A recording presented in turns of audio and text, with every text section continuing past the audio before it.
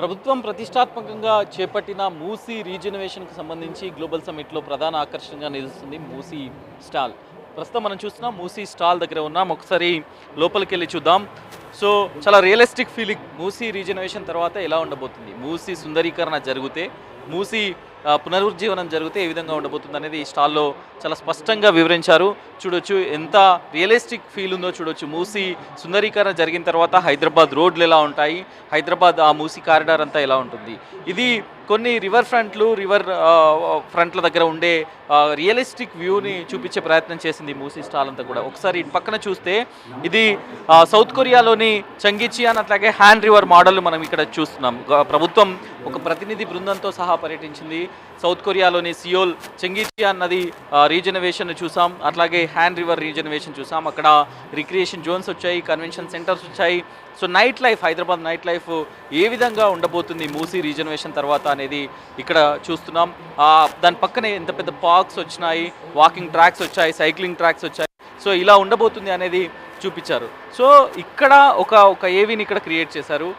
అనంతగిరి హిల్స్లో పుట్టిన మూసీ నది ఏ విధంగా పారుతుంది, ఏ విధంగా హైదరాబాద్కు వస్తుంది, ఎలా ఉంటుంది అనే దాన్ని ఇక్కడ పూర్తి స్థాయిలో కూడా చూపించారు. సో చూడొచ్చు హైదరాబాద్ మారిన విధానం, హైదరాబాద్ ట్రాన్స్ఫర్మేషన్, అట్లాగే మూసీ ట్రాన్స్ఫర్మేషన్ ఏ విధంగా మూసీ మారింది అనేది ఒక డాక్యుమెంటరీ ఫిలింని, ఒక స్క్రీనింగ్ను ఇక్కడ చూపిస్తున్నారు. సో ఇదంతా కూడా అంటే మూసీతో పాటుగా మూసీ వరదలు, మూసీ ప్రవాహం ఇదంతా కూడా ఒక స్క్రీనింగ్లో ఇక్కడ చూపిస్తున్నారు. సో ఎక్కడి నుంచి మూసీ పారుతుంది, మూసీ ప్రవాహం మొదలవుతుంది అనేది ఒక ఏవీలో చూపించే ప్రయత్నం చేశారు.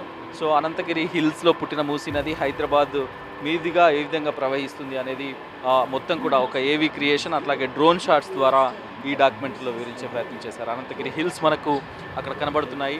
అక్కడ ఈసా మూసాగా మొదలైన మూసీ నది ప్రవాహం ఏ విధంగా జరుగుతుందో ఒక కంప్లీట్ డాక్యుమెంటరీని చూపించారు. ఇక్కడ నుంచి కొంచెం ముందుకు వస్తే 1, 2, 3, 4 అంటూ ఒక డిజిటల్ స్క్రీనింగ్ ఏర్పాటు చేశారు.